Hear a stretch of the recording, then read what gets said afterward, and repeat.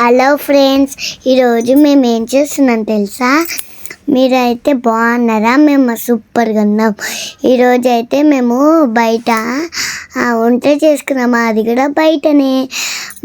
అప్పుడేమో నేను మా అక్క మా అన్న, అప్పుడు మా పక్కింటి వాళ్ళక్క కూడా వచ్చింది. అయితే మేము ఎగ్ కర్రీ తెచ్చుకున్నాం. మంచి ఎగ్ కర్రీ చేసింది అక్క. ఇప్పుడైతే అన్నం పెడుతున్నాం. మా అన్నేమో అన్నం చేస్తుండు. మా అన్న అయితే మంచి చేసిండు. ఇప్పుడైతే నేను చెప్పిన.